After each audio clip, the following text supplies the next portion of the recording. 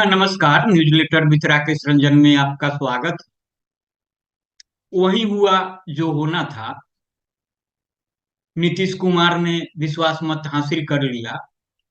वे एक बार फिर पलटीमार राजनीति के चैंपियन बनकर उभरे और उन्होंने साबित किया।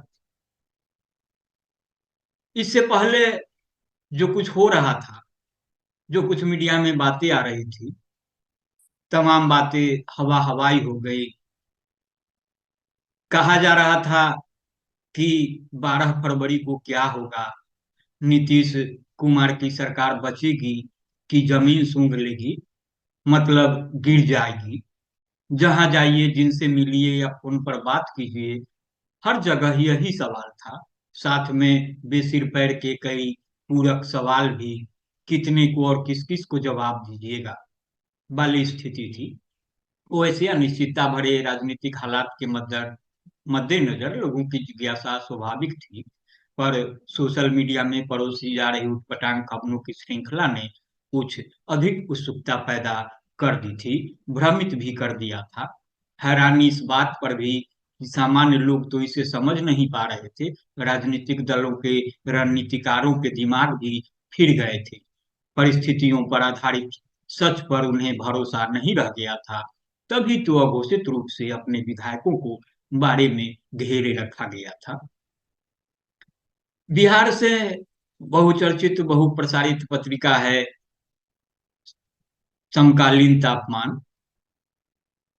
यह पत्रिका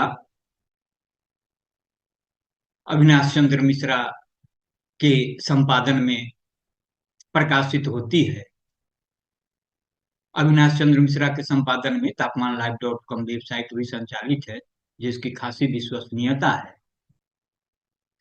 इस साइट पर कल ही वरिष्ठ पत्रकार राजकिशोर सिंह ने बड़े तरीके से विश्लेषण किया था और बताया था कि बात कहाँ जाकर रुकेगी।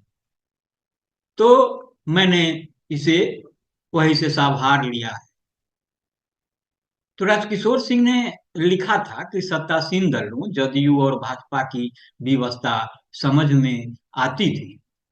विपक्षी दल राजद और कांग्रेस के समक्ष क्या संकट था कि दोनों ने अपने विधायकों की आजादी को गिरवी रख दिया।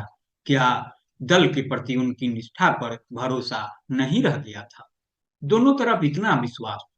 इन्हीं सबको देखकर सुनकर लोगों के दिमाग में यह सवाल उमड़ घूमर रहा था कि 12 फरवरी को वाकई कुछ होगा। यह निर्विवाद है कि उस दिन कुछ होगा, कुछ नहीं, बहुत कुछ होगा। लेकिन वह सब नहीं होगा जिसका सोशल मीडिया में शोर था और उस आधार पर जो सामान्य लोग समझ रहे थे। 12 फरवरी 2024 को विधानसभा में नीतीश कुमार की सरकार के विश्वास मत पर चर्चा हुई, मत विभाजन हुआ। सोशल मीडिया में आशंका जताई जा रही थी कि सत्तारूढ़ भाजपा और जदयू के विधायकों में टूट हो जाएगी।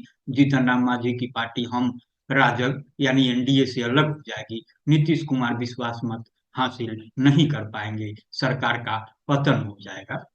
जीतन राम मांझी को मुख्यमंत्री का प्रलोभन देकर महागठबंधन हमको साथ कर लेगा। तरह तरह की आधारहीन और तर्कहीन बातें। राजनीति संभावनाओं का खेल है। इसके दावे के साथ इसमें दावे के साथ कुछ नहीं कहा जा सकता। इस सूत्र के तहत उनकी बातें सही भी हो जाती तो वह बात अलग होती। वैसे इसकी संभावना दूर दूर तक नहीं दिखती थी। दल बदल विरोधी कानून नहीं होता तो सोशल मीडिया की बातों को सच के करीब माना जा सकता था। इससे इनकार नहीं किया जा सकता कि राजग के कुछ विधायकों में सिद्धांतहीन सत्ता आधारित असंतोष है, पर सामान्य परिस्थिति में भी वे इधर उधर इसलिए नहीं हो सकते थे कि विधायक दल में टूट के लिए 2/3 की संख्या अनिवार्य होती है। इससे कम सदन की सदस्यता खत्म हो जा सकती है। जदयू हो या भाजपा या फिर राजद, किसी में इतनी बड़ी टूट की संभावना नहीं दिखती थी। बिल्कुल नहीं। भाव बढ़ाने या कुछ पाने की खातिर दबाव बनाने के लिए दो चार विधायकों की गतिविधियां संदिग्ध आ भी रही थी, तो बुझे मन से ही सही। मत विभाजन के वक्त वे भी मुख्य धारा में बहते दिखेंगे, ऐसा विश्लेषकों का मानना था। सत्ता पक्ष के विधायकों में टूट का खतरा तब होता जब अवध बिहारी चौधरी अध्यक्ष पद पर बने रहते। जदयू या भाजपा से अलग होने की इच्छा जाहिर करने वाले असंतुष्ट विधायकों को अलग समूह की मान्यता देकर सरकार के समक्ष संकट पैदा कर सकते थे। व्हिप के उल्लंघन के मामले में उन्हें दल बदल कानून के दायरे में नहीं आने देते। अलग समूह का सियासी खेल पूर्व में हुआ था। राजद के कुछ विधायकों को तत्कालीन अध्यक्ष ने अलग समूह की मान्यता दे कर दल बदल कानून की चपेट में आने से बचा लिया था। वह खेल नीतीश कुमार की ही थी कि ही तब की सरकार को रक्षा कवच प्रदान करने के लिए हुआ था। तो 12 फरवरी को विधानसभा में ऐसा कुछ होगा वैसा दिखता नहीं था। उस दिन सबसे पहले विधानमंडल के दोनों सदनों की बैठक होनी थी, हुई भी। राज्यपाल का भाषण हुआ। उस वक्त का दृश्य थोड़ा हंगामाई जरूर रहा। हथेली से सत्ता फिसल जाने की खीज उतारने की कोशिश की गई।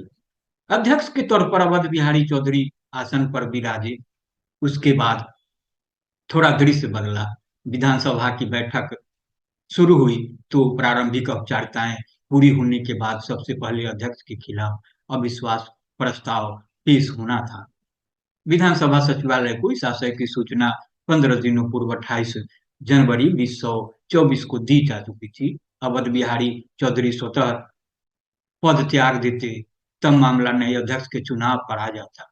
नए अध्यक्ष का चुनाव तुरंत नहीं होगा, थोड़ा वक्त लगेगा। नए अध्यक्ष के चुनाव तक महेश्वर हजारी सदन की कार्यवाही संचालित करेंगे। 2022 में विजय कुमार सिन्हा के अध्यक्ष पद छोड़ने पर ऐसा ही हुआ था। अवध बिहारी चौधरी जो संभावना थी कि अगर अवध बिहारी चौधरी स्वतः पद नहीं त्यागते हैं तब अविश्वास प्रस्ताव पर चर्चा और मत विभाजन होगा। एक तरह से वह सभी सरकार के लिए शक्ति परीक्षण ही होगा। अविश्वास प्रस्ताव का पारित हो जाना सत्ता पक्ष को बहुमत प्राप्त रहना माना जाता।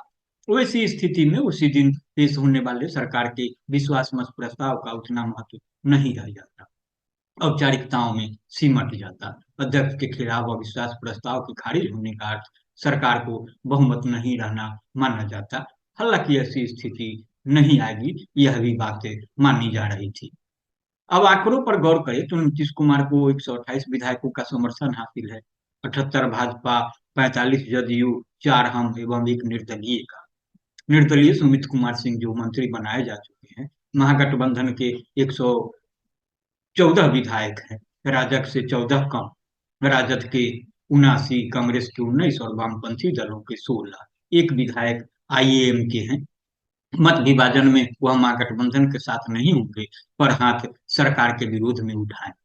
इस तरह सरकार विरोधी विधायकों की संख्या 115 हो जाती।